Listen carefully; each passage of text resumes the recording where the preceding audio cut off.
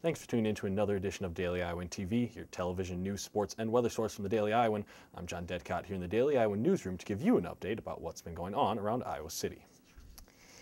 In yet another sustainability effort, the UI is revamping its recycling system campus-wide.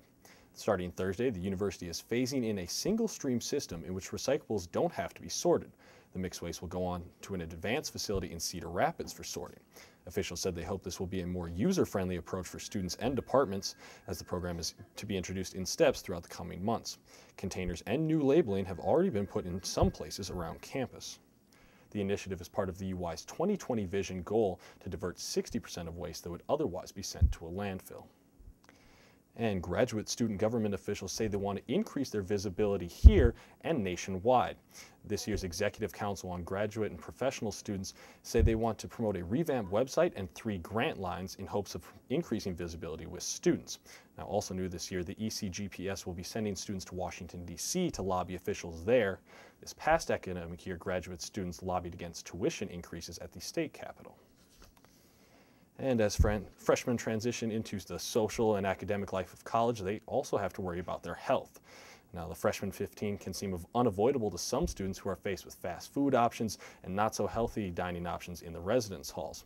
Statewide, Governor Terry Branstad has been setting goals for the state in terms of lowering the obesity rating, and also is holding a walk later this fall. Now, Daily Iowan TV reporter Christina Targos talked to some freshmen here about how they can stay healthy. After a long, stressful day, it is easy to want to reward yourself with a delicious dessert. These days, though, the unhealthy snacking has become a habit rather than a treat. Freshman college students especially find this out very quickly when they start eating Pancheros burritos, then find themselves quickly gaining the freshman 15. Since I started freshman year, eating at the dorms, it's been kind of hard because you can eat all that you can eat. And so you load up your tray, and then you feel bad if you don't finish it all, so you eat a lot. And then I have my own kitchen back at Mayflower, so I eat a lot of cheap ramen noodles. To help these obesity issues, Governor Branstad is attempting to make Iowa the healthiest state by 2016. On October 7th at noon, the Start Somewhere Walk, a 1-kilometer walk that is taking place throughout the state, will stand as the beginning of a healthier Iowa. And as an added bonus, if 250,000 people participate, it will break a Guinness World Record. It is very important that people learn to be healthy and active. So on October 7th, stop what you're doing, grab a friend, and take a walk. Christina Targos, Daily Iowan TV. Those interested can go to iowahealthieststate.com to sign up for the walk and to take a pledge to stay healthy. And U.S. Representative Dave Loebsack discussed the importance of job creation at a meeting in Iowa City last Friday. The representative spoke to a small group at the Robert A. Lee Community Center about how an aggressive infrastructure could help in job creation. Now, the national unemployment rate remains at 9%, and job creation remains an increasingly pressing concern for both Republicans and Democrats. Loebsack introduced an act during the last congressional session which could have pushed community colleges to educate students in manufacturing jobs.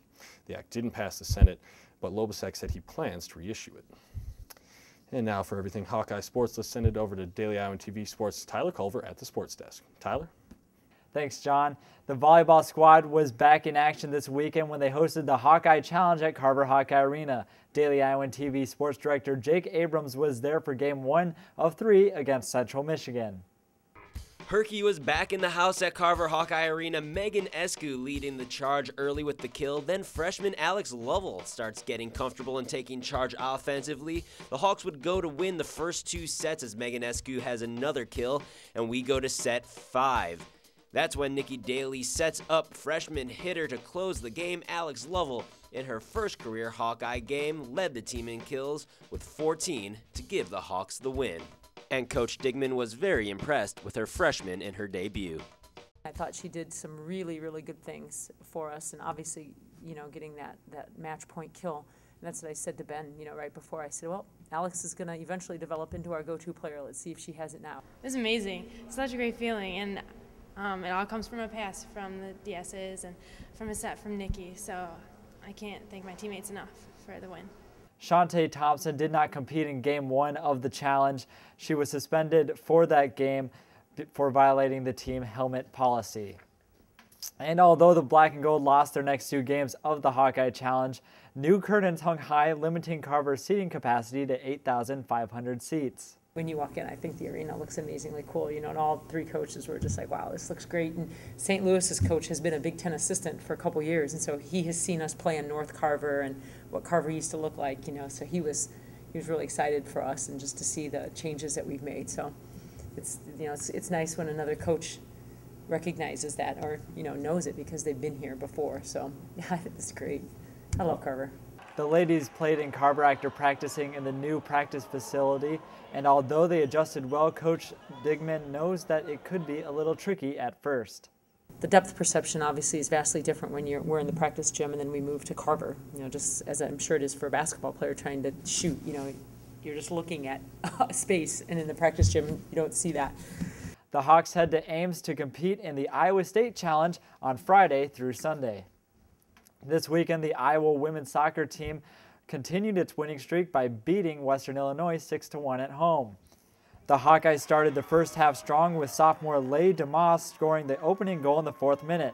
DeMoss contributed once again when she scored her second goal just 10 minutes after her first goal to give Iowa a 2-0 lead. Freshman Chloe Lacasse, sophomore Ashley Cottrell, and junior Gabriel Ainsworth also contributed to give Iowa a 5-0 lead in the first half.